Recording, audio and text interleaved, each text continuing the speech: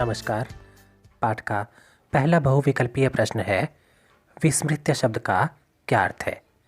इसके लिए 4 विकल्प हैं, भूल कर, याद करके, सोकर या जाकर। विस्मृत्य का अर्थ है भूल कर। अगला प्रश्न है, कम्बुग्रीवः कस्य नाम अस्ति।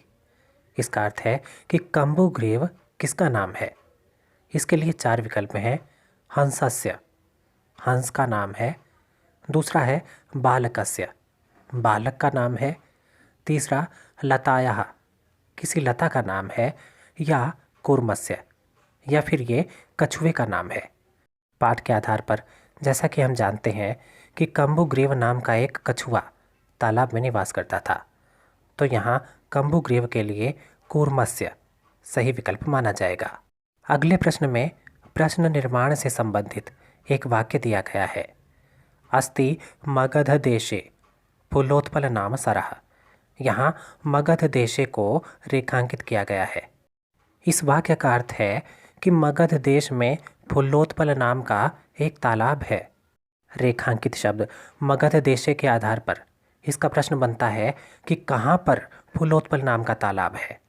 तो इसके लिए दिए गए विकल्पों में से कदा अर्थात कब, कुत्र अर्थात कहाँ, कस्मात अर्थात किस से और केन अर्थात किसके द्वारा, इन चारों विकल्पों में से दूसरा विकल्प कुत्र अर्थात कहाँ, ये सही माना जाएगा। इसके बाद भस्म शब्द का अर्थ पूछा गया है और 4 विकल्प हैं, लकड़ी, राख, हड्डी या पत्थर। भस्म का उचित अर्थ है राख। आगे बढ़ते हैं, कूर्मः काभ्याम सह उड्डीयते, अर्थात कछुआ किनके साथ उड़ रहा है।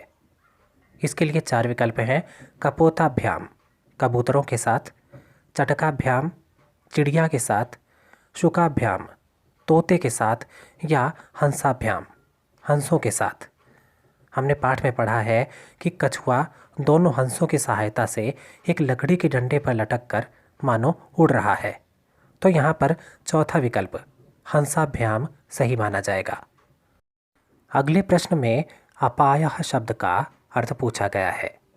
अपायः का क्या अर्थ है, लाभ, हानि, यश या अपयश।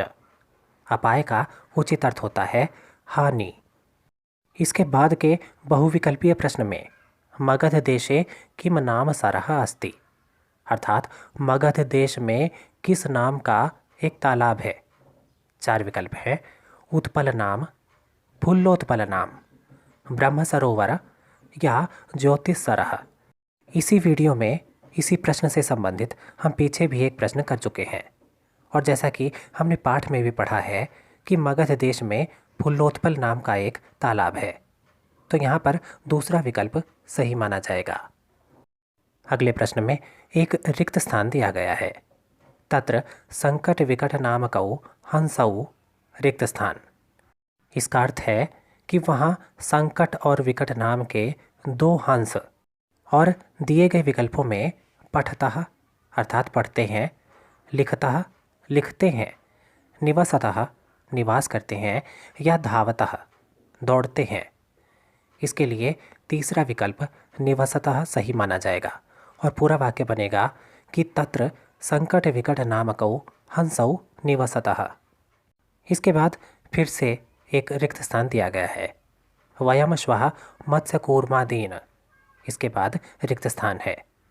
इसका अर्थ है कि हम सभी कल मछलियों और कछुओं आदि को दिए गए विकल्पों में पाठयिष्यामः पढ़ाएंगे, मारयिष्यामः मार देंगे, खादिष्यामः खा जाएंगे या मोचयिष्यामः आज़ाद कर देंगे।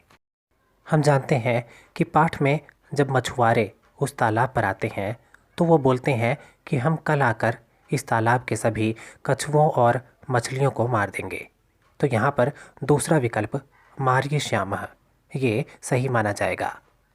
इसके बाद प्रश्न पूछा गया है, आकाशात् पतितः कूर्मः कै मारितः, अर्थात आकाश से गिरा हुआ कछुआ किसके द्वारा मार दिया जाता है।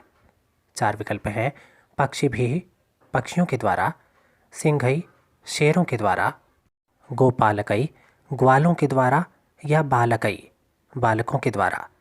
यहाँ पर गोपालकई अर्थात ग्वालों के द्वारा ये सही विकल्प माना जाएगा।